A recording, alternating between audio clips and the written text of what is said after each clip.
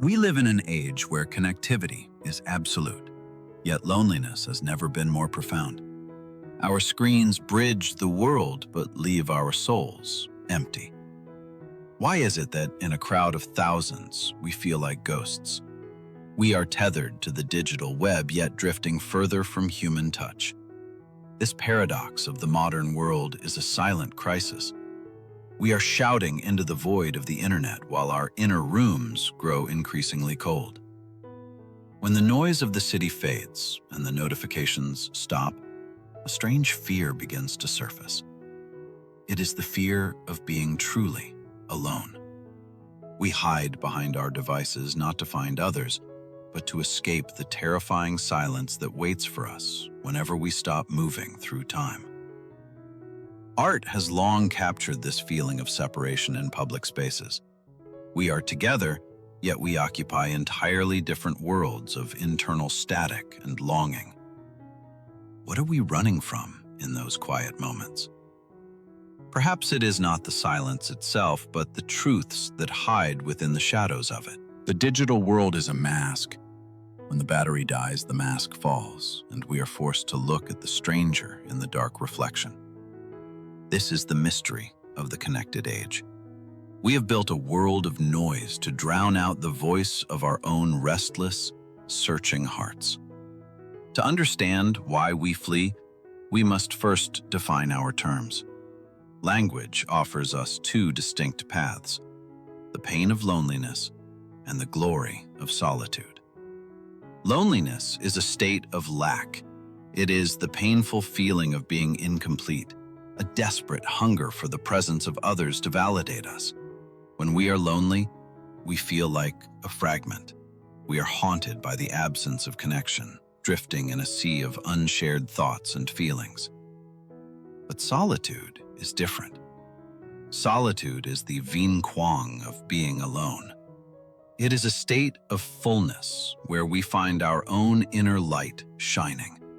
In solitude, we do not need the world to fill our cups. We are the source. It is the chosen quiet that allows the soul to breathe. For centuries, the wise have sought the mountains and the deserts. They understood that to truly know oneself, one must leave the noise of society. Tillich noted that loneliness expresses the pain of being alone, while solitude expresses the glory of it.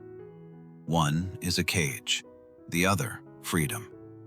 The difference lies in our perspective. Are we running away from others, or are we running toward the depths of our own magnificent inner universe? Loneliness is a punishment we fear. Solitude is a spiritual achievement we must cultivate. It is where the dialogue with the self finally begins. When we embrace solitude, we become like this drop of water. We contain the whole world within us without needing to grasp for it. The journey from loneliness to solitude is the most important bridge a human can cross. It is the transition from dependence to true selfhood. Blaise Pascal once said that all of humanity's problems stem from man's inability to sit quietly in a room alone. We are terrified of it. Recent studies prove this. Many people would rather give themselves an electric shock than sit with their own thoughts for just 15 minutes of time. Why is our own company so unbearable? Why does the absence of external stimulation feel like a physical threat to our very sense of being?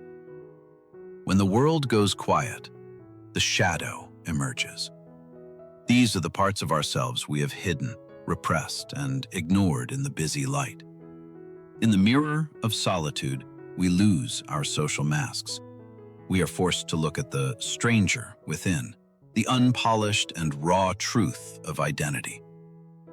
Carl Jung taught us that meeting ourselves is the most terrifying encounter. The shadow holds our fears, our shames, and our untapped, wild potential. Most of our modern lives are designed to keep this ink from rising. We use work, entertainment, and social noise as a shield against ourselves. The digital age has perfected the art of distraction. We never have to be alone, so we never have to deal with what lies beneath. But this avoidance comes at a cost. By running from the darkness, we also lose the treasure that is buried deep within the human unconscious. If you can survive the first few minutes of anxiety, the silence changes.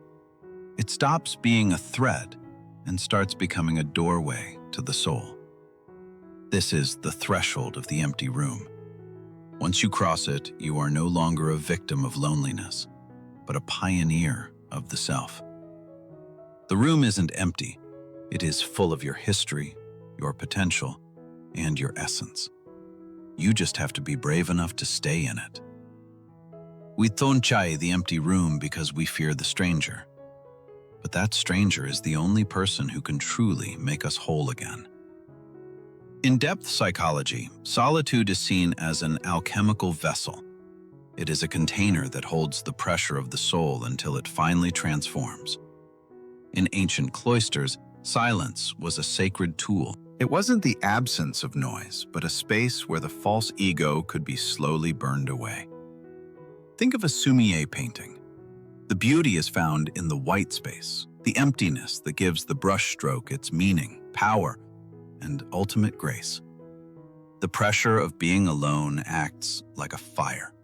It forces our internal conflicts to the surface where they can be seen, felt, and ultimately refined. Without this container of solitude, our energy is scattered. We remain a collection of random reactions, never becoming the gold of a true individual. When the mind is still, even a small thought can ripple through the entire being. This is where deep intuition and creative genius are truly born. Solitude is the crucible of the hero.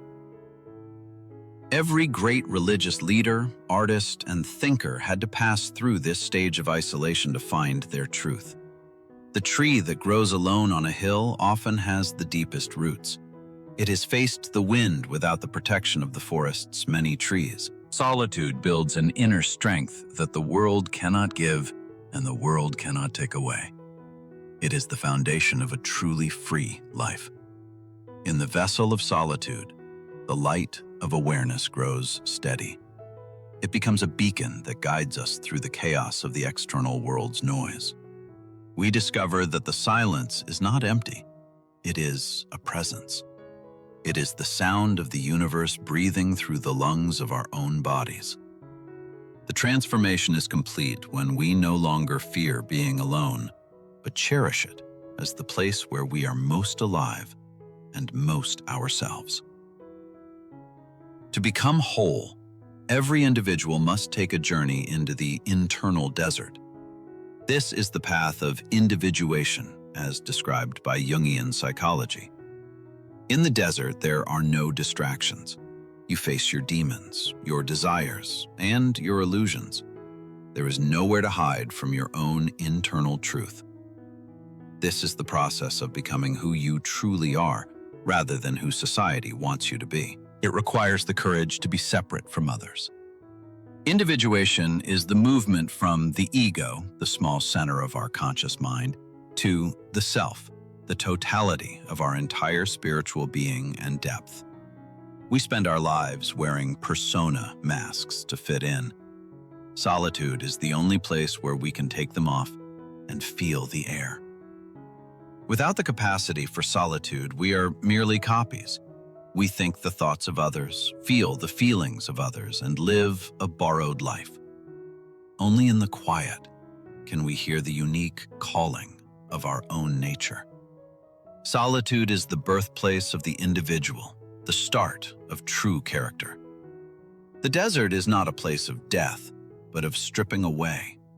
It removes everything that is not you until only the essential remains in the fire. He who has found himself in the desert can never be truly lonely again. He has found a companion in his own soul that never leaves. This journey is the highest adventure. It is the quest for the Holy Grail within the center of gravity that makes a person unshakable and wise. Like the eagle, the individuated person knows the heights of solitude. They are not afraid of the wind. They use it to soar even higher. When you return from the inner desert, you bring a gift to the world. You bring the gift of your true, authentic, and unshakable presence. You no longer need others to find your worth. You are a complete circle, a sun that can now shine on others without needing anything. Coming back from the silence doesn't mean leaving it behind. It means bringing that peace into the everyday moments of your modern, busy life. They no longer reach for the phone the moment they wake up. They enjoy the taste of the morning, the feel of the light on their skin. The world hasn't changed, but they have. The noise of the city is still there, but it no longer echoes in the hollow chambers of the heart. Their wisdom reminds us, don't fear the silence. It is an invitation to the greatest meeting of your life, the meeting with your own wonderful self. When you stop trongchai yourself, the world stops being a hostile place. You find that your solitude actually connects you deeper to the whole humanity. Only those who can be alone can truly be together. Solitude gives you the depth to love others without wanting to possess or use them. Connection then becomes a choice, not a desperate need. It becomes a dance of two whole beings, rather than two fragments trying to hide. Learn to love your own silence. In that quiet space, you will find the strength of the mountains and the clarity of the morning sun's first light. The mystery of solitude is not a puzzle to be solved, but a reality to be lived. The door is open. Will you step inside? Stay. Breathe. Listen. Everything you have been searching for in the noise of the world has been waiting for you here, in the quiet heart.